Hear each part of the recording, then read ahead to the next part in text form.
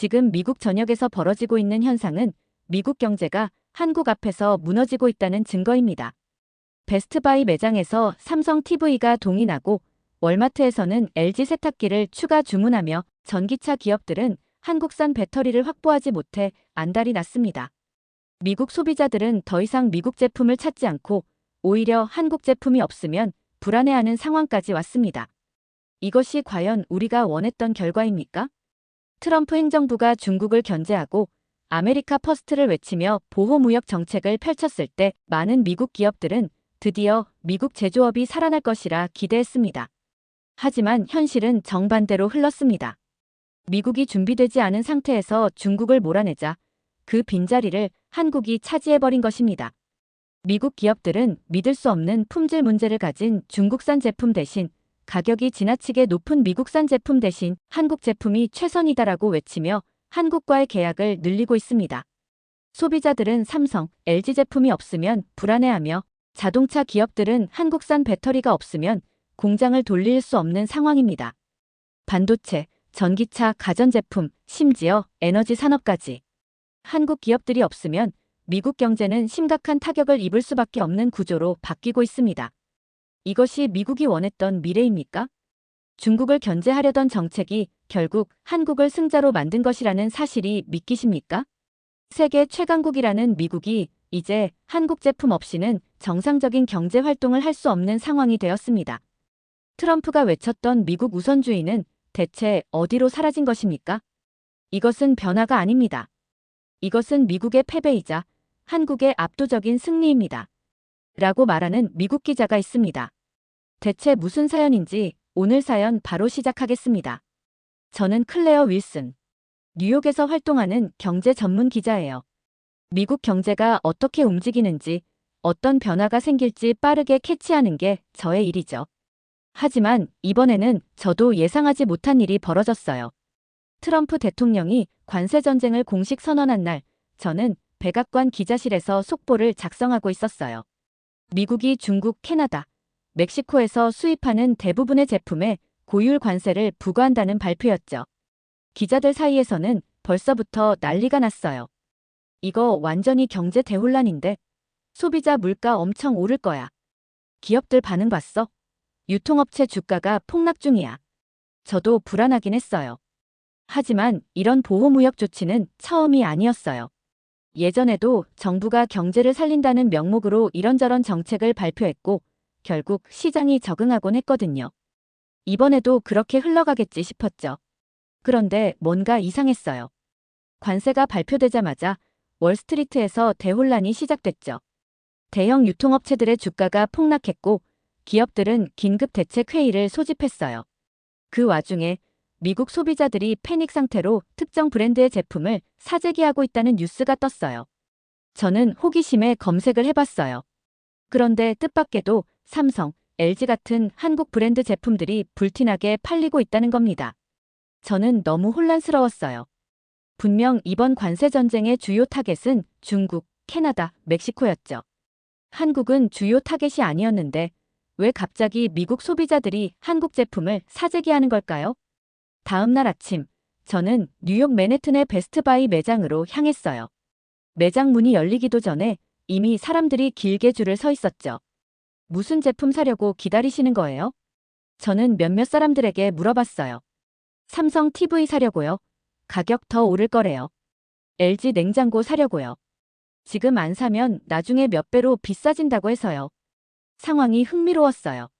한국 제품이 미국 소비자들에게 중요한 선택지가 된 이유를 더 깊이 알아봐야겠다고 생각했죠. 백악관으로 돌아와 기자실에서 경제 전문가들과 이야기를 나누었어요. 미국 소비자들이 한국 제품을 사재기하고 있다는 게 사실인가요? 한 경제학자가 고개를 끄덕였어요. 네, 맞습니다. 그리고 이건 일시적 현상이 아닙니다. 한국 기업들이 이 기회를 잘 활용하면 미국 시장에서 확실한 입지를 다질 수도 있어요. 저는 충격을 받았어요. 미국에서 한국 제품이 이렇게 중요한 위치에 올라설 줄은 몰랐거든요. 사람들은 트럼프의 보호무역 정책이 한국에 엄청난 기회를 주고 있다는 걸 전혀 예상하지 못한 듯 했어요. 관세 전쟁이 시작되고 저는 한 가지 확신이 들었어요. 이 현상을 직접 눈으로 봐야 한다. 그래서 뉴욕에서 조금 떨어진 뉴저지의 월마트 매장으로 향했죠. 월마트는 미국 최대 유통업체 중 하나예요. 여기가 흔들린다면 미국 경제가 정말 위기에 처했다는 의미죠. 매장에 도착하자마자 저는 뭔가 이상하다는 걸 감지했어요. 주차장이 평소보다 꽤 혼잡했거든요. 평범한 월요일 오전인데 사람들이 몰려왔다는 게 느껴졌어요. 이렇게 붐빌 이유가 없는데 문을 열고 들어서자 풍경이 더 충격적이었어요. 쇼핑카트를 가득 채운 사람들이 매장을 돌아다니고 있었죠. 전자제품 코너로 발걸음을 옮겼어요. 그런데 삼성 TV, LG 냉장고, 세탁기 제품이 전시된 공간이 텅 비어 있었어요. 뭐야? 이게 다 어디로 간 거지? 직원에게 물었어요. 고객들이 몰려와서 다 팔렸어요. 그의 표정은 당황스러운 반, 황당한 반이었어요. 저도 믿기지가 않았죠. 대체 왜 이렇게 된 건지 알아보니 이유는 간단했어요. 트럼프의 관세 정책이 적용되면서 중국산 제품은 품질에 비해 가격이 오른 거예요. 그렇다고 미국산 제품을 사자니 가격이 부담스럽다고 느꼈던 것이었죠. 그래서 사람들이 찾은 대안이 한국산 제품이었던 거예요. 소비자들만 움직인 게 아니었어요. 미국 내 대형 유통업체들도 한국산 제품을 미리 확보하기 위해 움직이고 있었어요. 월마트 관계자는 저에게 이렇게 말했어요. 솔직히 중국산이 이렇게 빨리 밀려날 줄 몰랐어요. 트럼프가 관세를 더 올리면 한국이 미국 시장에서 더 강해질 겁니다. 뉴저지 월마트에서 본 한국 제품 사재기 현상이 해프닝이 아니라는 건 확실했어요. 미국 소비자들이 한국 제품을 쓸어가고 있다는 소식이 빠르게 퍼지면서 이번엔 기업들까지 움직이기 시작했거든요. 이 현상을 더 깊이 알아보기 위해 저는 미국 내 주요 유통업체들과 기업 관계자들을 직접 만나보기로 했어요. 먼저 찾아간 곳은 베스트바이 본사였어요. 미국 최대 전자제품 유통업체 중 하나인 이곳에서도 분주한 움직임이 감지됐죠. 사무실에 도착해 담당 매니저를 만나 이야기를 나눴어요. 한국 제품들이 정말 그렇게 잘 팔리나요? 그는 피식 웃으며 고개를 끄덕였어요. 우리도 초기에는 중국산이 타격을 받겠다는 것만 생각했지 한국산이 대체제로 떠오를 거라곤 예상 못했거든요. 지금 삼성, LG와 추가 계약을 논의하고 있어요. 특히 삼성 TV나 LG 냉장고 같은 제품들은 수요가 너무 높아서 물량을 더 확보하려고 해요. 조사를 더 해보니 미국 내 여러 대기업들이 한국과 협력을 확대하고 있었어요. 베스트바이 매니저뿐만 아니라 여러 기업 담당자들과 대화를 나눴어요. 그들은 하나같이 한국 제품을 선호하는 이유를 이렇게 설명했어요. 중국산은 품질 이슈가 종종 발생했는데 한국산은 그런 일이 거의 없죠. 게다가 중국산 제품은 트럼프 행정부의 타깃이 되었지만 한국산은 상대적으로 안전하니까요. 특히 한 전자제품 유통업체 관계자의 말이 인상 깊었어요. 사실 중국산이 너무 싸서 우리가 계속 써왔던 거지 품질로 따지면 한국산이 훨씬 나아요. 이제 관세 때문에 가격 차이도 별로 안 나니까 당연히 한국 제품으로 갈아타는 거죠. 그들의 말이 맞았어요. 한국산 제품은 이미 품질에서 인정받고 있었는데 가격 경쟁력까지 갖추게 된 상황이었어요. 트럼프의 관세 전쟁이 시작되면서 미국 시장에서 한국 제품이 오히려 강세를 보이고 있다는 것은 분명해졌어요. 앞으로 한국 제품이 미국 시장에서 완전히 자리 잡을 가능성도 있는 걸까요? 저는 경제 전문가들에게 직접 물어보기로 했어요. 뉴욕 경제연구소의 수석 애널리스트와 인터뷰를 진행했죠. 한국 제품이 미국 시장에서 이렇게 인기를 끌 줄 예상하셨나요? 솔직히 트럼프 행정부가 중국을 압박하면 미국 기업들이 중국을 대체할 곳을 찾을 거라고는 예상했죠. 그런데 그 대체자가 한국이 될 거라고는 미처 생각하지 못했어요. 이 현상이 일시적인 걸까요? 아니면 계속될까요? 이제 막 시작된 변화예요. 한국 기업들이 이 기회를 잘 활용하면 미국 시장에서 더 탄탄한 입지를 다질 수도 있습니다. 중국이 다시 경쟁력을 회복하면 한국 제품들은 어떻게 될까요? 그때까지 한국이 이미 시장을 장악해버린다면 미국 기업들이 중국으로 돌아가지 않을 수도 있어요. 결국 신뢰와 품질이 더 중요한 요소니까요. 이 대답을 들으면서 지금 벌어지는 상황이 미국 시장에서 한국이 자리 잡을 수 있는 결정적인 순간일지도 모른다는 생각이 들었습니다. 제가 만난 미국 기업 관계자들은 하나같이 비슷한 말을 했어요. 중국산은 싸지만 언제든 정책이 바뀌면 위험해질 수 있다. 한국산은 품질도 좋고 예측 가능성이 높아요. 결국 신뢰할 수 있는 파트너가 되는 것이 더 중요한 시대가 된 거죠. 삼성, LG뿐만 아니라 현대, SK, 두산 같은 기업들도 이 기회를 놓치지 않고 있었어요. 미국 대형 유통업체들과 한국 기업들의 대규모 협상이 진행되고 있다는 소식도 들려왔어요. 그래서 이번엔 미국에서 활동하는 삼성, LG, 현대 같은 한국 기업들의 움직임을 취재해 보기로 했어요. 처음 방문한 곳은 삼성전자 미국 법인이었어요.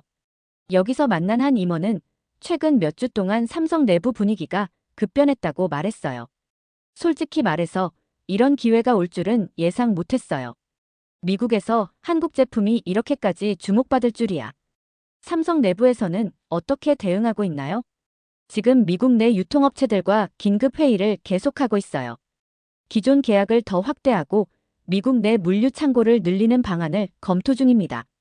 소비자들이 사재기를 하고 있으니 최대한 빨리 공급을 맞춰야 하죠. 한국 기업들이 트럼프의 관세 정책을 위기로만 보지 않고 오히려 기회로 삼고 있다는 게 느껴졌어요. LG 역시 발 빠르게 움직이고 있었어요. 특히 LG전자의 미국 공장은 요즘 말 그대로 풀가동 상태라고 했어요. 미국 내 공장에서 생산하는 제품이 늘어나고 있어요. 기존에는 수입 비중이 높았는데 최근에는 현지 생산량을 늘리는 방향으로 가고 있죠. 이 말의 의미는 간단했어요. 지금까지는 미국 소비자들이 한국 제품을 찾았지만 한국 기업들까지 공격적으로 움직이면 미국 시장에서 메이드 인 코리아가 완전히 자리 잡을 수도 있다는 거죠. 삼성, LG, 현대 등 주요 기업들이 미국 내 생산 공장을 늘리고 있었어요. 유통업체뿐만 아니라 미국 IT 기업들도 한국 기업들과 협력을 강화하려는 움직임이 보였어요. 특히 전기차 배터리, 반도체, 가전제품 부품 분야에서 협력이 증가하고 있었죠. 미국 경제 전문가들은 이 현상을 어떻게 보고 있을까요? 뉴욕 경제연구소 전문가들은 이렇게 이야기했어요. 트럼프의 관세 정책이 한국에 오히려 기회를 주고 있어요. 지금이 한국 기업들에게 굉장히 중요한 시기예요. 이번 기회를 잘 활용하면 앞으로 10년 동안 미국 시장에서 확고한 입지를 다질 수도 있습니다. 다른 나라 제품들도 선택지에 들어갈 수 있을 텐데 유독 한국 제품만이 소비자들의 압도적인 선택을 받고 있다는 점이 의아했어요. 이 궁금증을 해결하기 위해 뉴욕 맨해튼의 대형 전자제품 매장을 직접 찾았습니다. 매장은 예상보다 한산했지만 삼성과 LG 제품이 진열된 코너에는 묘한 분위기가 감돌고 있었습니다. 제품이 거의 남아있지 않았기 때문입니다. 한 여성 고객이 텅 빈 삼성 TV 매대를 바라보며 난감한 표정을 짓고 있었습니다. 40대 후반으로 보이는 그녀에게 말을 걸었습니다. 혹시 삼성 TV를 구매하려고 오셨나요? 그녀는 한숨을 내쉬며 대답했습니다. 네, 지난주에 왔을 때는 재고가 있었는데 오늘 와보니까 하나도 없네요. 직원한테 물어봤더니 다음 입고 일정도 불확실하대요. 이렇게까지 인기일 줄은 몰랐어요. 매장을 둘러보다가 LG 세탁기와 건조기를 찾고 있는 한 남성 고객을 발견했습니다. 그는 매장 직원과 대화를 나누며 불만스러운 표정을 짓고 있었습니다. LG 세탁기 구매를 고민하고 계셨나요? 그는 허탈한 웃음을 지으며 대답했습니다. 전부 품절이라네요. 다른 브랜드도 있긴 한데 솔직히 별로 사고 싶지 않아요. LG가 조용하고 튼튼하다고 해서 선택했는데 이걸 어디서 구해야 할지 모르겠네요. 소비자들의 당혹스러운 반응을 직접 보니 확신이 들었습니다. 미국인들 사이에서 이미 한국 제품이 최선의 선택지가 되어 있었고 이제는 없으면 불안해하는 수준이었습니다. 트럼프의 관세 정책 이전에도 한국 제품은 신뢰를 받고 있었습니다. 하지만 최근에는 대체제가 아니라 주류 브랜드로 자리 잡는 분위기였습니다. 확신을 얻기 위해 저는 보다 구체적인 데이터를 조사하고 한국 제품이 미국 시장에서 차지하는 위치를 보다 객관적으로 분석해 보기로 했습니다. 미국 가전 시장에서 삼성과 LG의 점유율이 점점 높아지고 있다는 이야기는 들었지만 구체적인 수치를 확인한 순간 저는 놀라움을 감출 수 없었습니다. 먼저 TV 시장을 살펴보았습니다. 미국 소비자들이 가장 많이 선택한 브랜드는 단연 삼성전자였습니다. 35.1%의 점유율로 1위를 차지하며 미국 시장에서 압도적인 존재감을 보이고 있었죠. LG전자 역시 16.9%의 점유율로 3위를 기록하고 있었습니다. 특히 삼성과 LG를 합친 점유율은 무려 52%를 넘어서고 있었고 미국과 중국 브랜드들을 따돌리며 TV 하면 한국이라는 공식이 자리 잡아가고 있었습니다. 다음으로 세탁기 시장을 확인해 보았습니다. 여기에서도 한국 기업의 강세는 뚜렷했습니다. 삼성전자가 19.3%의 점유율로 1위를 차지했고 LG전자가 17.5%로 그 뒤를 이으며 2위를 차지하고 있었습니다. 미국 브랜드인 월풀과 GE 등이 여전히 36.4%의 점유율을 유지하고 있었지만 이들의 점유율은 매년 감소하고 있는 반면 삼성과 LG는 꾸준히 성장하고 있었습니다. 특히 LG전자는 드럼 세탁기 시장에서 31%의 점유율을 차지하며 경쟁 업체들을 압도하고 있었습니다. 마지막으로 냉장고 시장을 살펴보니 상황은 더욱 흥미로웠습니다. 삼성전자가 21.7%, LG전자가 20.2%의 점유율을 기록하며 나란히 1위와 2위를 차지하고 있었습니다. 월풀과 GE 같은 전통적인 미국 브랜드들이 34.5%의 점유율로 버티고 있었지만 불과 몇 년 전만 해도 50%를 넘던 점유율이 점점 낮아지고 있었습니다. 과거에는 가성비 좋은 중국 브랜드들이 저렴한 가격을 앞세워 시장을 장악했었지만 최근 몇 년간 품질 논란이 끊이지 않으면서 소비자들이 점점 신뢰를 잃어가고 있었습니다. 그렇다고 미국 브랜드를 선택하자니 가격이 비싸고 기술력에서도 한국 제품과 차이가 나기 시작했죠. 결국 미국 소비자들이 내린 결론은 가장 합리적인 선택은 한국 제품이라는 것이었습니다. 하지만 한국 제품이 미국 시장을 장악하기 위해서는 해결해야 할 과제도 있었습니다. 전문가들은 한국 기업들이 다음과 같은 부분에 신경 써야 한다고 조언했어요. 관세 문제를 피하려면 미국 내 생산량을 더욱 늘려야 한다. 현재 일부 한국 기업들이 미국 공장을 확대하고 있지만 장기적으로 더 많은 투자가 필요하다. 한국과 미국 소비자들의 취향은 다소 차이가 있다. 미국 시장에 특화된 모델을 개발하고 AS 센터를 더욱 확충하는 것이 필요하다. 취재 막바지에 저는 뉴욕의 한 무역 전문가와 대화를 나누었습니다. 트럼프의 관세 정책이 기업들에게 미친 가장 큰 영향은 무엇인가요? 그는 한숨을 내쉬며 말했습니다. 처음엔 혼란이 컸죠. 하지만 지금은 많은 기업들이 중국에 대한 의존도를 줄이고 있어요. 한국, 베트남, 대만 같은 국가들과 더 긴밀하게 협력하는 움직임이 뚜렷합니다. 그렇다면 한국이 가장 큰 수혜국이 될 가능성도 있을까요? 네, 충분히 그렇습니다. 한국 기업들은 이미 글로벌 공급망에서 중요한 역할을 하고 있었고 이번 관세 정책으로 인해 미국 시장에서 더 중요한 위치를 차지하게 됐어요. 특히 전자제품, 반도체, 배터리 같은 핵심 산업에서 한국이 차지하는 비중이 더 커질 가능성이 높습니다. 한 가지 의문이 들었습니다. 이 흐름을 미국 기업들이 가만히 두고 볼까? 미국 기업들이 한국 제품에 밀려 위기에 처한 순간 그들이 느낀 충격과 절박함을 직접 확인하기 위해 저는 미국 내 가전업체 관계자들과 자동차 부품 제조업체를 취재하기로 했습니다. 첫 번째로 찾은 곳은 미국의 대표 가전업체인 월풀 본사였습니다. 월풀은 오랫동안 미국에서 세탁기와 냉장고를 판매해온 브랜드였지만 최근 삼성과 LG의 공세에 밀려 점유율이 크게 하락하고 있었습니다. 내부 관계자를 어렵게 만나 이야기를 나눌 수 있었습니다. 삼성과 LG가 이렇게까지 미국 시장을 장악할 줄 예상하셨나요? 그는 한숨을 쉬며 말했습니다.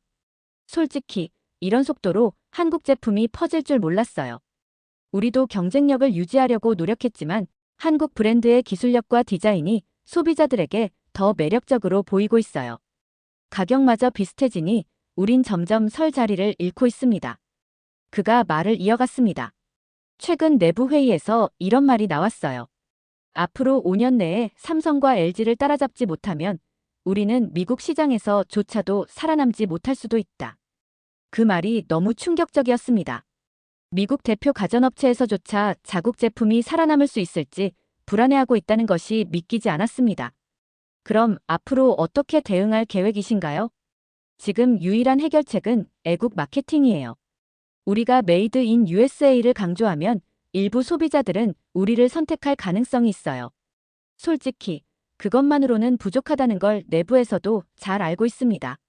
그렇다면 결국 한국 제품이 계속 시장을 장악하게 된다는 뜻인가요?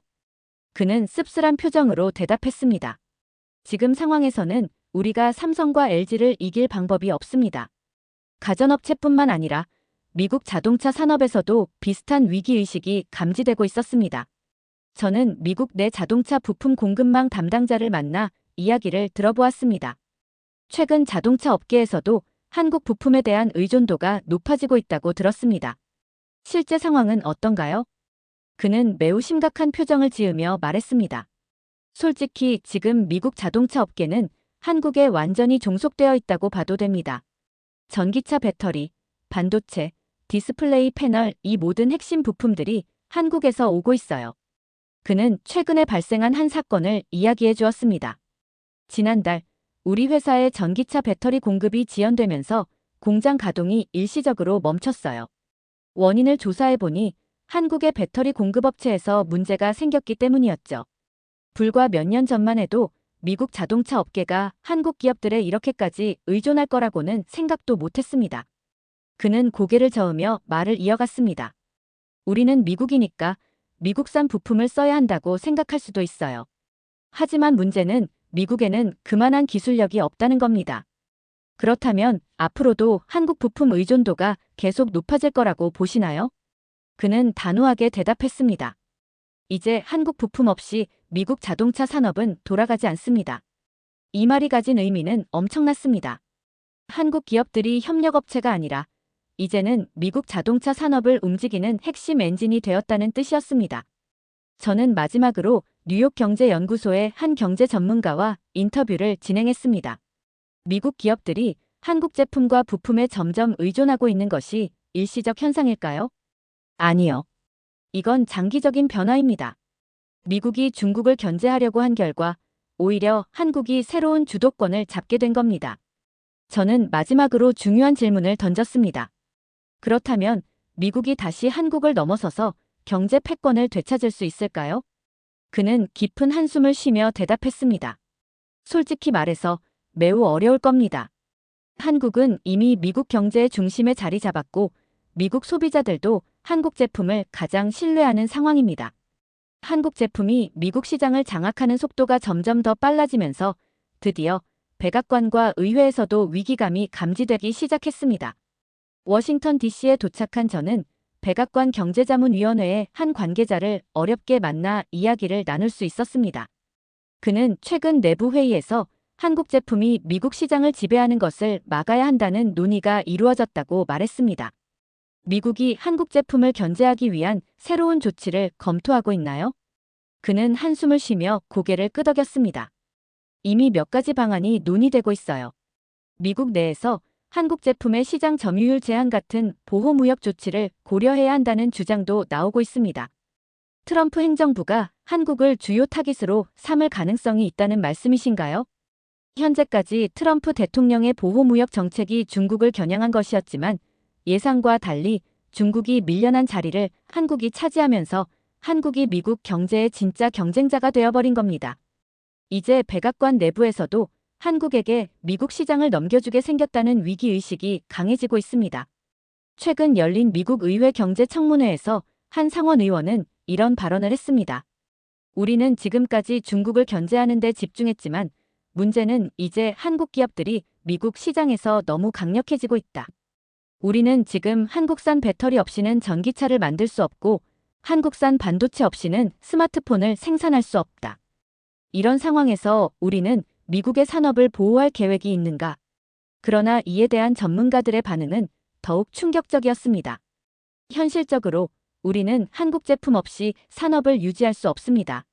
만약 한국 제품을 규제하면 미국 기업들이 오히려 더 큰 타격을 입을 가능성이 큽니다. 청문회 이후 일부 의원들은 미국 정부가 한국과 협력하는 방향으로 가야 한다고 주장하기 시작했습니다. 취재를 마치고 나오는 길, 저는 한 가지 확신을 얻었습니다. 미국 정부는 이제 한국을 새로운 경쟁자로 인식하기 시작했다는 것입니다. 그러나 문제는 미국이 한국을 견제하려고 해도 한국 제품을 대체할 수단이 없다는 사실이었습니다. 삼성, LG, 현대, SK 이제 미국에서 이 이름들을 모르는 사람이 없습니다. 베스트바이와 월마트의 매대는 한국 제품으로 채워졌고 미국 소비자들은 더 이상 자국 제품을 찾지 않습니다. 심지어 전기차 배터리, 반도체, 디스플레이 같은 핵심 산업에서도 미국이 한국에 의존하는 시대가 왔습니다. 이것이 과연 우연일까요? 아닙니다. 한국은 오랫동안 기술력을 쌓아왔고 이제 그 결과가 드러나고 있을 뿐입니다. 과거엔 미국이 한국을 도왔을지 모르지만 지금은 미국이 한국의 기술 없이는 버틸 수 없는 상황이 되었습니다. 트럼프의 관세 정책이 시작될 때만 해도 미국 기업들은 중국을 몰아내면 자국 산업이 성장할 것이라 믿었습니다. 하지만 현실은 완전히 달랐습니다. 중국이 사라지자 그 자리를 한국이 차지했습니다. 이제 미국 정부가 선택할 수 있는 길은 두 가지뿐입니다. 한국을 규제하려 하지만 결국 실패할 것인가? 한국과 협력하며 새로운 경제 질서를 받아들일 것인가? 미국이 다시 전 세계 경제의 중심이 되려면 한국과 경쟁할 것이 아니라 배우고 협력해야 할 때인 것 같습니다. 두 번째 사연 시작합니다. 불모지의 나라에서 기적을 탄생시켰다고요? 이게 말이 됩니까? 믿기 어려운 이야기지만 한국은 단 50년 만에 황폐한 민둥산을 푸르른 숲으로 바꾸어 놓았습니다. 과거 국제사회는 한국의 산림 복원 가능성을 철저히 부정했습니다. 심지어 1969년 유엔 보고서에는 한국의 산림은 회복 불가능하다는 냉혹한 평가가 적혀 있었죠. 하지만 그 불가능을 가능으로 바꾼 것이 바로 한국이었습니다. 전쟁의 상처와 가난 속에서도 포기하지 않은 국가적 결단과 국민의 땀방울이 만들어낸 결과. 누군가의 눈에는 허무맹랑한 신화처럼 보일지 모르겠지만 오늘날 전 세계가 이 초록빛 기적을 배우고 있습니다. 대체 무슨 사연인지 오늘 사연 바로 시작하겠습니다. 안녕하세요. 저는 미국 산림청에 새롭게 합류한 환경 전문가 리사 밀러예요. 대학에서는 환경과학으로 박사 학위를 받았지만 주로 사막화 방지와 토양 복원을 연구해왔어요. 제가 맡게 된 첫 프로젝트는 염분이 높고 척박한 토양, 그리고 강수량이 적어 나무가 뿌리내리기 힘든 지역을 숲으로 되살리는 일이었어요. 이론적으로는 자신이 있었지만 막상 현장에 들어와 보니 생각보다 훨씬 더 어려운 문제들이 많더라고요. 토양은 염분투성이에다 기온까지 낮아서 연구실에서 배운 대로만으로는 나무가 뿌리를 내리기 어려운 상황이었거든요. 그런데 얼마 전 회의 중에 한 동료가 보고서를 들고 와서 이렇게 말했어요. 리사, 한국의 사례를 한번 배워보는 게 어때? 한국? 제 머릿속에 떠오른 한국은 K-팝이나 김치 같은 문화 이미지뿐이었어요. 그런데 보고서 속 기적이라는 단어가 제 연구자의 본능을 자극했어요. 대체 어떤 과정을 통해 그런 변화를 이뤄냈는지 궁금하지 않을 수 없었죠. 한국은 환경보건과는 큰 연관이 없는 나라라고 생각했지만 이 보고서는 제 기존 인식을 송두리째 흔들어 놓았습니다. 보고서 안에는 탄광 폐석지 복구를 위해 심을 나무를 찾던 우리에게 한국이 개발한 소나무가 성공 사례로 소개되어 있었습니다. 한국의 과학자들이 육종한 이 소나무는 성장이 빠르고 추위에도 강하다는 사실이었습니다. 실제로 이 소나무는 1960년대 후반부터 미국 미시간주의 폐석지 복원에 활용되었고 지금은 완전히 되살아난 숲으로 자리 잡았다는 보고가 이어졌습니다. 게다가 1969년 유엔 보고서에는 한국의 산림은 회복 불가능하다는 말까지 나왔어요. 그런데 지금은 국토의 70%가 숲으로 뒤덮여 있다니 도대체 이게 가능한 이야기일까? 리사, 한국의 산림 녹화 사례를 직접 확인해보는 건 어때? 우리에게도 희망이 될 수 있을지도 몰라. 동료의 조언에 저는 직접 확인해야겠다는 결심이 들었습니다.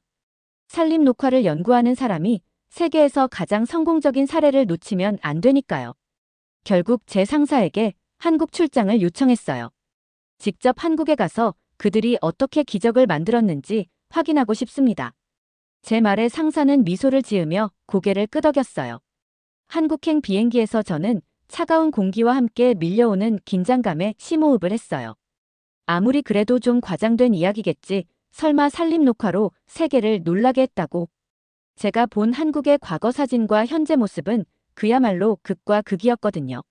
진실을 마주할 생각에 마음이 복잡했지만 다른 한편으로는 호기심이 가득했어요. 인천공항에 도착하자마자 첫 느낌은 의외였어요. 창밖으로 내다본 한국의 첫 모습은 깨끗한 도로와 멀리 펼쳐진 푸른 산들이었죠. 공항에서 저를 맞이한 한국 산림청 관계자는 환하게 웃으며 제 손을 잡았어요. 어서 오세요. 리사 박사님, 한국의 산림 녹화 기적을 직접 보여드리겠습니다. 그들의 자신만만한 태도가 마음에 걸렸어요. 차를 타고 숙소로 이동하며 보이는 한국의 산들은 마치 초록빛 융단을 깔아놓은 듯 푸르고 생기 넘쳤어요. 다음 날, 첫 방문지인 지리산 자락에 도착했어요. 저는 지리산 입구에서 숨을 크게 들이마셨어요. 맑고 청량한 공기가 폐 깊숙이 스며들어갔죠. 리사 박사님, 여기가 바로 과거 도벌이 극심했던 지리산입니다. 산림청 관계자의 설명을 들으며 나무들 사이를 천천히 걸었어요. 이제 막 기적을 확인하러 온 제겐 이 푸른 숲조차 불신의 대상이었죠. 하지만 얼마 지나지 않아 관계자가 제게 오래된 흑백 사진을 보여줬어요. 사진 속에는 메마르고 바스러질 듯한 민둥산이 나와 있었어요. 까지는커녕 나무 한 그루 찾아볼 수 없는 황량한 풍경에 말문이 막혔습니다. 이게 여긴가요? 네, 바로 이곳입니다. 당시엔 산이라는 말이 무색했죠. 나무를 심어봤자 뿌리를 내리기도 전에 사람들이 땔감으로 베어갔습니다. 저는 아무 말도 하지 못한 채 다시 숲을 둘러보았어요. 지금 제 발 아래 자라고 있는 나무들은 도대체 어떻게 이런 곳에서 자랄 수 있었을까? 문득 어린 시절 읽었던 벌거숭이 산의 슬픈 전설 같은 이야기가 떠올랐어요. 하지만 그건 가상의 세계였죠. 여긴 실제 역사였고 바로 제 앞에 펼쳐져 있었습니다. 50년 전 지리산은 전국에서 가장 심각한 도벌 지역이었어요. 나무를 베지 않으면 겨울에 살아남기 힘들었으니까요. 관계자의 말에 저는 할 말을 잃었어요.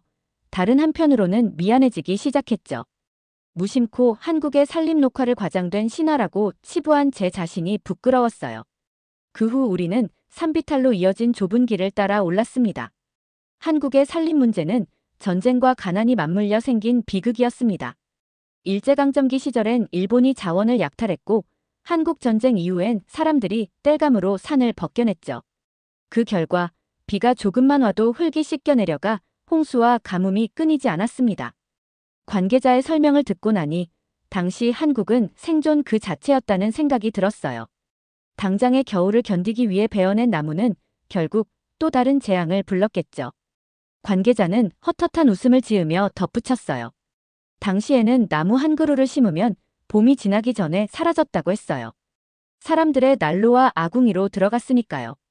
지리산 꼭대기까지 오르니 눈앞에 펼쳐진 풍경은 말 그대로 초록빛 바다였어요. 아래로 보이는 나무들이 파도처럼 일렁이는 듯 보였습니다. 저는 어딘가에 털썩 주저앉아 이곳이 걸어온 시간을 생각했어요. 도대체 어떻게 이런 기적이 가능했죠? 제 질문에 관계자는 웃으며 답했어요. 여기엔 한 사람의 의지가 아니라 국가의 결단과 국민의 땀이 있었어요. 하지만 그건 나중에 더 자세히 알려드릴게요. 그 순간 제 머릿속엔 국가의 결단이라는 말이 꽂혔습니다. 과연 한 국가가 얼마나 강력한 결단을 내려야 이런 기적을 만들어낼 수 있었을까요? 관계자는 다시 지리산의 흑백 사진을 펼쳤어요. 사진 아래에는 1960년대 지리산이라고 적혀 있었죠. 저는 반사적으로 제 핸드폰을 꺼내 그곳의 현재 모습을 사진에 담았어요. 흑백 사진과 제 핸드폰 속 녹색 풍경을 번갈아 보며 믿기 힘든 현실에 한숨이 나왔습니다. 이건 그냥 나무 심기가 아니었구나. 그제야 저는 깨달았어요. 이곳에 사는 사람들의 운명을 바꾼 역사적 전쟁이었다는 것을요. 그날 저녁 숙소로 돌아와 저는 하루 동안 본 풍경들을 다시 곱씹었어요. 지리산의 푸른 숲과 사진 속 민둥산이 머릿속에서 겹쳐지며 마음이 묘하게 흔들렸죠.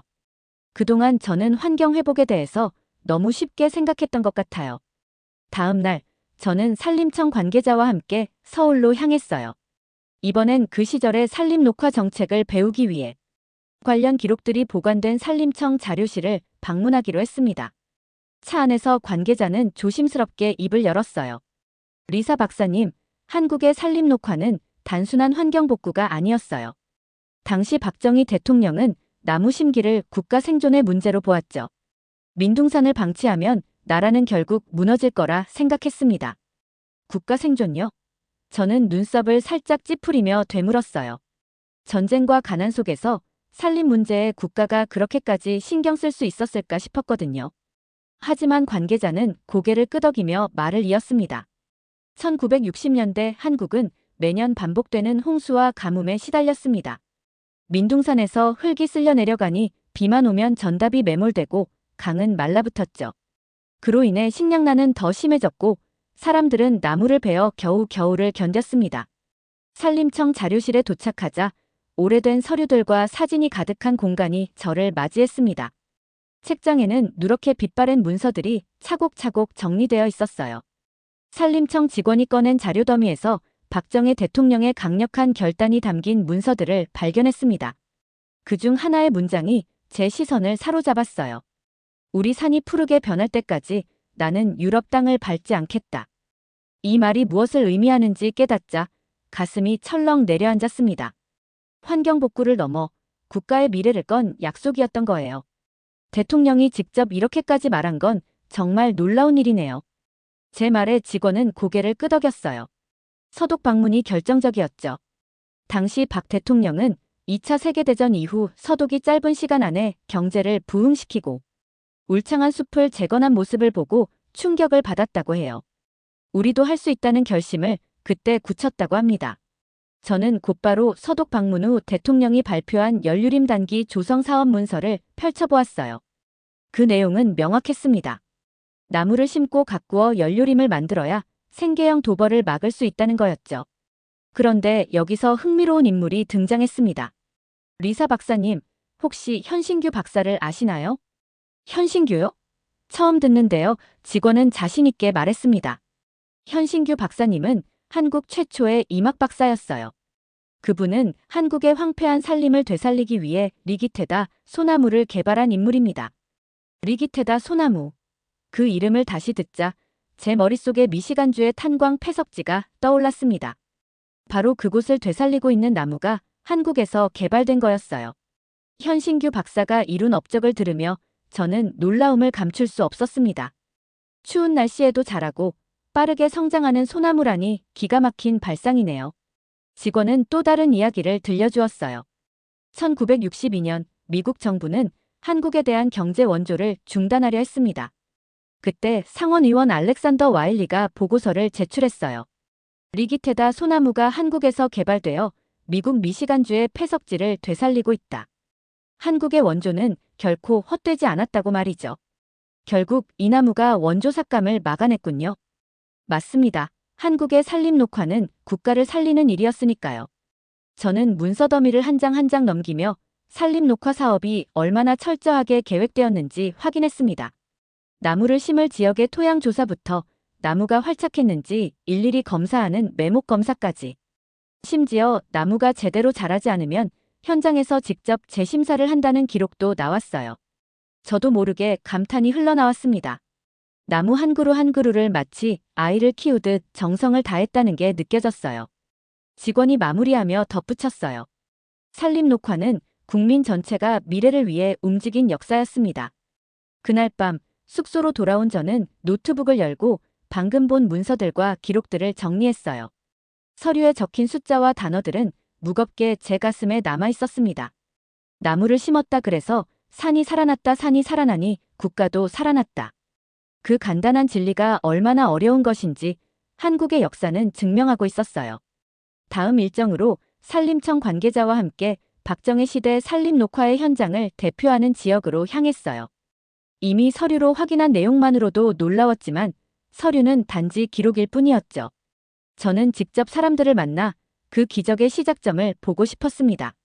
리사 박사님, 오늘 가는 곳은 전국적으로 연료림을 심기 시작한 곳 중 하나입니다.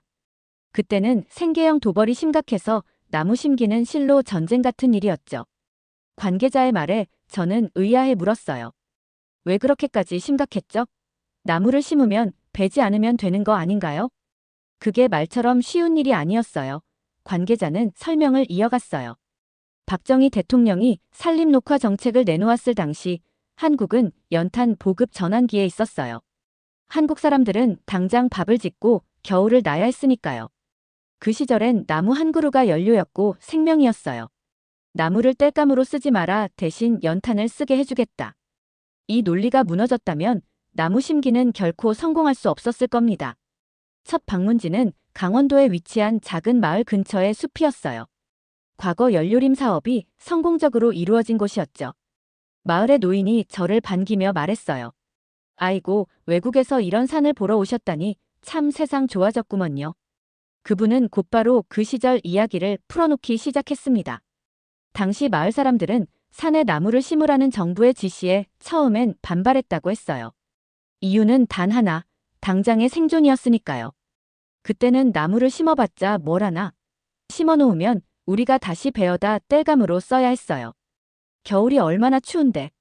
하지만 박정희 정부는 이를 예상이라도 한 듯 전국의 연탄 보급 체계를 동시에 구축했습니다.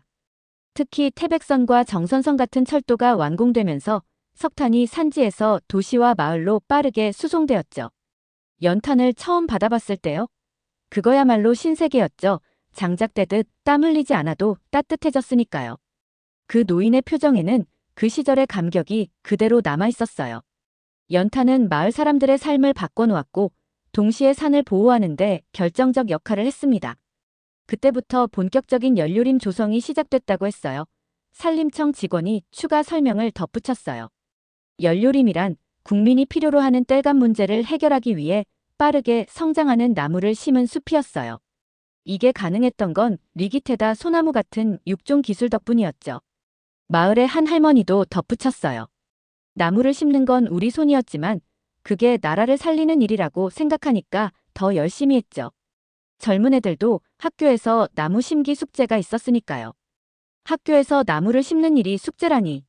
그 말을 들으니 당시 정부가 얼마나 체계적으로 나무 심기를 추진했는지 알 수 있었어요. 그날 오후 저는 산림청 자료실에서 가져온 또 다른 문서를 읽었습니다. 거기에는 이런 글이 적혀 있었어요. 조림은 곧 애국이다. 나무를 심고 가꾸는 일이 국가를 위한 일이라는 메시지가 곳곳에 새겨져 있었어요. 심지어 박정희 대통령은 산림청을 내무부 소속으로 옮겨 전국의 경찰과 행정력을 동원해 산림 녹화를 추진했다고 합니다. 정부는 산 하나하나를 확인했어요. 정말 심었느냐, 정말 자라고 있느냐를 일일이 점검했죠. 그 기록들을 보며 저는 어쩐지 가슴이 뜨거워졌습니다. 다음 날 아침, 저는 한국 산림 녹화의 숨은 영웅이라 불리는 현신규 박사의 발자취를 따라 경기도 수원으로 향했어요. 산림청 관계자는 차 안에서 그에 대한 이야기를 계속 이어나갔습니다. 현신규 박사님, 그분이 없었다면 한국의 산림 녹화는 불가능했을지도 몰라요. 그 정도로 중요한 인물이었나요? 그렇습니다. 당시 한국은 황폐한 산림 때문에 급하게 나무를 심어야 했지만 문제는 나무가 제대로 자라지 못했다는 겁니다. 산은 척박했고 기후는 혹독했어요. 그래서 현신규 박사님은 생장이 빠르면서도 추위를 이겨낼 수 있는 새로운 나무를 개발해야 했죠. 차에서 내리자마자 저는 수원에 있는 작은 연구소로 안내받았습니다. 이곳은 현신규 박사가 연구에 몰두했던 장소 중 하나였죠. 연구소 한쪽 벽면에는 그가 연구하던 기록들과 당시의 사진들이 걸려 있었어요. 사진 속 한 남자가 실험용 나무를 들고 웃고 있었어요. 직원이 제게 작은 사진 한 장을 내밀었어요. 이게 바로 리기테다 소나무입니다. 보세요. 왼쪽은 평범한 소나무고 오른쪽은 리기테다 소나무예요. 두 나무는 같은 시기에 심었지만 차이가 확연하죠? 사진을 보니 차이는 눈에 띄었어요. 평범한 소나무는 가느다랗고 작았지만 리기테다 소나무는 굵고 우람하게 자라 있었습니다. 놀랍네요. 어떻게 이런 나무를 만들었죠? 직원은 연구 과정을 설명하기 시작했습니다. 리기테다 소나무는 추위에 강한 소나무와 생장이 빠른 테다 소나무를 교배해 만든 잡종 소나무예요. 현신규 박사님은 산림의 급속한 회복을 위해 나무가 빨리 자라면서도 척박한 땅에서도 견딜 수 있어야 한다고 생각했습니다. 그 과정에서 박사는 끊임없는 실패와 도전을 거듭했다고 했어요. 연구실이 부족해 논밭에 직접 나무를 심고 관찰하며 여러 차례의 교배와 실험을 반복했습니다. 당시 박사님은 이런 말씀을 자주 하셨대요. 부자 나라일수록 숲이 울창하다. 한국이 잘 살기 위해선 반드시 나무를 심어야 한다. 저는 이 말을 곱씹으며 고개를 끄덕였어요. 연구소를 나와 근처 숲으로 이동했습니다. 관계자가 가리키는 곳에는 울창하게 자란 리기테다 소나무가 하늘 높이 솟아 있었어요. 여기 보이는 소나무들이 모두 리기테다 소나무입니다. 심은 지 50년이 조금 넘었죠. 어때요? 대단하죠? 저는 나무의 밑둥에 손을 대보았습니다. 거대한 기둥은 마치 수십 년간의 고난과 도전을 모두 품고 있는 것 같았어요. 이 나무들이 이렇게 크게 자랐구나. 갑자기 제 마음속에 벅찬 감정이 밀려왔습니다. 한국의 과학자와 국민들이 함께 이뤄낸 이 결과가 바로 제 눈앞에 있었어요. 이제는 알 것 같았어요. 왜 이 작은 나라가 그렇게 열정적으로 나무를 심었는지, 왜 기적이라 불리는지. 과학이 기적을 만든다. 그것이 한국이 보여준 진정한 산림 녹화의 힘이었어요. 그리고 그 기적을 만든 현신규 박사와 같은 숨은 영웅들이 없었다면 지금의 한국은 없었을지도 모르죠. 제가 마주한 리기테다 소나무의 숲은 감탄을 넘어 경외감을 불러일으켰어요. 하지만 저는 잘 알고 있었죠. 아무리 과학이 훌륭한 씨앗을 만들었다 해도 그것을 땅에 심고 가꾸는 건 사람들의 손이라는 걸요. 그날 저는 그 씨앗을 심은 사람들, 말하자면 이름 없는 영웅들을 만나러 가기로 했습니다. 산림청 관계자가 안내한 곳은 경상북도의 작은 마을이었어요. 이곳은 한때 나무를 심기 위해 수백 명이 땀을 흘리던 곳 중 하나라고 했습니다. 차에서 내리자마자 제 눈앞에 펼쳐진 풍경은 한적하고 평화로웠어요. 하지만 과거 이곳은 민둥산이었고 사람들은 굶주림에 허덕이며 나무를 심어야만 했다고 했습니다. 당시엔 나무를 심으면 돈을 줬어요. 그것도 미국 원조 물자인 밀가루였죠. 관계자의 설명에 저는 순간 귀를 의심했어요. 잠깐, 밀가루를요? 나무를 심는 대가로요? 내 나무 심기 사업 초기에 정부는 하루 일당 대신 밀가루를 나눠주면서 사람들을 독려했죠. 그때는 밀가루 한 포대가 그야말로 생명줄이었으니까요. 나무를 심어야 먹고 살았다는 거군요. 저는 다시금 한국의 과거가 얼마나 혹독했는지 깨달았어요. 마을회관에 도착하니 나이가 지긋한 노인들이 저를 반겨주었습니다. 그들의 얼굴에는 깊게 패인 주름이 있었지만 눈빛만큼은 여전히 빛나고 있었어요. 한 할아버지가 저를 보며 웃었어요. 외국에서 뭐하러 여기까지 왔대? 저는 한국의 산림 녹화 이야기를 배우러 왔습니다. 그 기적을 직접 확인하고 싶어서요. 그 말에 할아버지의 눈이 반짝 빛났어요. 허허, 기적. 기적이라니 나무 심은 것뿐인 걸 그때 우리한테는 별 수 없었어. 할아버지는 마치 아무 일도 아니었다는 듯 말했지만 그의 이야기는 곧 살아있는 역사로 바뀌기 시작했습니다. 그때는 나무 심기가 국가 명령이었어요. 안 하면 잡혀간다는 소문도 돌았지. 하지만 누가 억지로 나무를 심겠어. 심으면 하루 일당으로 밀가루를 받았고 그걸로 하루를 버텼지. 다른 선택이 없었어요. 할머니 한 분이 말을 이었습니다. 산비탈에 나무를 심을 때면 손이 다 터지고 무릎이 까졌어요. 봄이면 산에 올라가 묘목을 심고 여름이면 그 나무에 물을 주러 다녔지. 삽질하고 흙을 덮으면 또 다른 산으로 옮겨가야 했어요. 그렇게 날마다 산꼭대기까지 오르내리며 일했어요. 저는 순간 눈물이 핑 돌았어요. 그들이 말하는 건 단순한 노동이 아니었습니다. 나무 한 그루에 담긴 생존과 희망의 몸부림이었죠. 그런데 나무를 심으면 활착률이 높았나요? 제가 궁금해서 물었더니 한 할아버지가 혀를 차며 말했어요. 그게 문제였지. 심어놓으면 비가 와서 흙이 씻겨 내려가고 나무는 죽었어. 봄에 심은 나무는 가을이 오기 전에 없어지기 일쑤였다고. 그러면서 그는 당시 정부의 조치를 떠올렸습니다. 나무 심은 건 확인했는데 그 나무가 살아있는지도 검사한다고 사람들이 또 산에 올라왔지.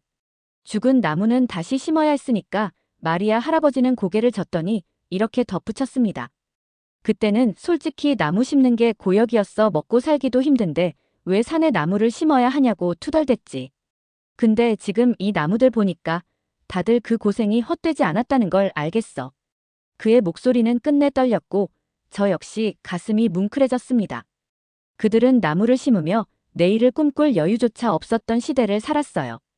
하지만 그들이 심은 나무는 수십 년이 지나 이렇게 울창한 숲을 만들어냈고 그 숲은 그들의 자식과 손주들에게 큰 유산이 되어 있었습니다. 이야기를 마친 그들은 저를 이끌고 마을 뒷산으로 향했어요. 그곳은 그들이 직접 심은 나무들이 빽빽하게 들어선 작은 숲이었죠. 저기 저 소나무 보이지? 저걸 내가 심었어. 할아버지가 큰 소나무를 가리키며 자랑스럽게 말했어요. 저는 나무에 다가가 조심스럽게 손을 대보았습니다. 나무는 굳건하게 뿌리를 내리고 하늘을 향해 곧게 자라 있었어요. 당신들이 심은 나무들이 결국 한국을 푸르게 만들었네요. 제가 그렇게 말하자 할머니 한 분이 환하게 웃으며 이렇게 말했어요. 응, 맞아. 그때는 몰랐지만 이제 와서 생각해보면 나무 심는 게 애국이었지. 산이 살아나니까 우리도 살 수 있었어. 돌아오는 길에 저는 깊은 생각에 잠겼어요. 나무 한 그루를 심는 일이 얼마나 힘든지, 그게 얼마나 의미 있는 일인지 이들만큼 잘 아는 사람은 없었을 겁니다. 그들은 생존 때문에 시작했지만 결국 그들의 손으로 기적을 만들어낸 영웅들이었어요. 차창 밖으로 보이는 산은 여전히 푸르렀습니다. 수십 년 전 그들이 심은 작은 묘목들이 이제는 어엿한 숲이 되어 그들 머리 위를 지키고 있었죠. 기적은 혼자 이루어지지 않는다. 과학이 씨를 뿌리고 사람의 손이 그것을 키운다. 한국은 그걸 해냈다. 마지막 일정은 불가능을 가능으로 만든 한국의 마지막 황무지 영일지구로 향합니다. 이곳은 제가 맡은 프로젝트와 가장 비슷한 조건의 토양 상태였습니다. 경북 영일지구에 도착했을 때 제 첫 인상은 그저 평범한 해안가 근처의 산이었어요. 하지만 산림청 관계자가 그곳을 설명하자 저는 금세 제 시선을 고정하게 되었습니다. 여기가 바로 한국 산림녹화 역사에서 가장 악명 높았던 곳 중 하나인 영일지구입니다. 일제강점기부터 수십 차례 복구를 시도했지만 번번이 실패했던 지역이었죠. 왜 그렇게 어려웠나요? 제 질문에 그는 깊은 한숨을 쉬며 설명을 이어갔습니다. 이곳의 문제는 토양이었어요. 편마음지대라 불리는 곳으로 바위와 흙이 섞여 있어서 나무가 뿌리를 내릴 수 없었죠. 심어도 비만 오면 흙이 씻겨 내려가 나무들이 모두 죽었어요. 염분까지 섞여 있으니 나무에겐 그야말로 최악의 조건이었죠. 영일지구는 한국으로 들어오는 국제항공 노선의 첫 관문이기도 했어요. 일본의 울창한 숲을 지나 한국 영공에 들어서면 바로 이곳의 벌거벗은 산이 가장 먼저 눈에 들어왔다는 겁니다. 이대로 두면 가난하고 황폐한 나라라는 인상을 심어줄 수밖에 없었겠죠. 관계자는 저를 산기슭까지 안내하며 말했습니다. 박정희 정부는 여기를 반드시 복구해야 한다고 결심했어요. 영일지구를 살려내지 못하면 산림녹화는 실패한 것이다 라고까지 했으니까요. 그 결심은 상상을 초월하는 작업으로 이어졌습니다. 복구 불가능이라는 판정을 받은 이곳에 나무를 심기 위해 정부와 기술자들은 기존의 방식을 버리고 새로운 해결책을 찾아야 했죠. 그래서 어떤 방법을 쓴 거죠? 저는 호기심에 가득 차서 물었습니다. 계단식 사방공법입니다. 산비탈을 계단처럼 깎아내리고 그곳에 나무를 심어 토양이 쓸려 내려가는 걸 막았죠. 토양도 부족하니 노흙과 퇴비를 끌어와 하나하나 채워 넣었고요. 직접 그 흔적을 보니 말문이 막혔습니다. 가파른 산비탈에 계단처럼 층층이 정리된 경사면들이 보였어요. 관계자는 고개를 들어 산꼭대기를 가리켰습니다. 보이세요? 저 위에까지 작업을 했습니다. 사람들은 밧줄에 몸을 묶고 산 꼭대기에서 흙을 퍼나르며 작업했어요. 지금도 그런 작업을 시킨다면 누구도 하려고 하지 않을 겁니다. 그 말을 듣고 저는 숨을 삼켰어요. 밧줄의 의지에 가파른 절벽에 나무를 심었다니 그건 마치 특수부 대원들이나 할 법한 일이었죠. 작업할 때 흙과 퇴비를 옮기기 위해 210만 톤의 흙을 지게로 실어 날랐습니다. 동원된 인원만 해도 연인원 355만 명에 달했죠. 이 숫자에 저는 절로 감탄을 터뜨렸어요. 355만 명이요? 그야말로 대역사였군요. 네, 하지만 여름철 장마가 올 때마다 그 노력이 무너질까봐 모두가 긴장했어요. 한번 실패하면 다시 처음부터 시작해야 했으니까요. 복구 작업 중에도 나무가 말라 죽는 문제가 끊이지 않았다고 했습니다. 땅은 척박했고 염분은 여전히 높았으니까요. 그래서 작업자들은 물동이를 지고 산을 오르내리며 나무에 물을 주는 작업까지 했습니다. 그날 오후 우리는 산 정상에 도착했어요. 제 눈앞에 펼쳐진 풍경은 믿을 수 없는 광경이었어요. 계단식으로 나무들이 자라난 숲이 끝없이 이어지고 있었죠. 여기가 바로 그때 불가능이라고 불렸던 땅입니다. 지금은 어떤가요? 그는 자랑스럽게 말했어요. 저는 한동안 말을 잇지 못하고 나무들이 서 있는 모습을 가만히 바라봤습니다. 50년 전 이곳에 나무를 심기 위해 얼마나 많은 사람들이 피땀을 흘렸을지 상상하니 눈물이 날 것 같았어요. 그런데 더 감동적인 이야기가 있었습니다. 관계자는 제게 이곳에서 일했던 한 할아버지를 소개해 주었습니다. 그는 당시 산림복구인부로 일하며 이곳에 나무를 심었던 사람이었죠. 그때는 산에 물 한 통 퍼올리는 것도 죽을 맛이었지. 나무 심는데 손가락이 부러지고 흙 나르느라 허리가 끊어질 것 같았어. 할아버지는 당시를 떠올리며 웃었지만 그 웃음 속에는 피와 땀의 무게가 고스란히 담겨 있었습니다. 하지만 지금 이 숲을 보니까 그 고생이 하나도 아깝지 않아. 저 나무들이 우리가 살아있다는 증거니까. 그의 말을 듣고 저는 할 말을 잃었습니다. 그가 가리킨 나무는 바람에 흔들리며 초록빛으로 빛나고 있었어요. 불가능은 없었다. 단지 더디고 힘들었을 뿐이다. 그날 밤 숙소로 돌아와 창밖을 내다보았어요. 어둠 속에서도 산의 실루엣이 보였죠. 그곳엔 이제 푸르른 나무들이 자라 바람에 몸을 흔들고 있었습니다. 모든 일정을 마치고 귀국하는 길, 비행기에 올라 창밖으로 펼쳐진 푸른 산맥을 보며 생각했습니다. 50년 전 민둥산이었던 이 땅이 이제는 초록빛으로 물들어 전 세계에 희망을 전하고 있다는 사실을요. 미국으로 돌아가면 한국이 보여준 기적을 본보기 삼아 더 많은 황무지를 숲으로 되살릴 방법을 찾을 겁니다. 저도 이런 기적의 한 부분이 되고 싶습니다. 이제 저는 확신합니다. 나무를 심는 일은 단순히 복원이 아니라 세대를 넘어서는 희망의 씨앗을 뿌리고 모두의 미래를 키우는 일이라는 것을요. 오늘 사연이 재미있으셨다면 구독과 좋아요, 알림 설정까지 부탁드립니다. 더 재미있는 사연으로 돌아오겠습니다. 이상 감동탐험이었습니다.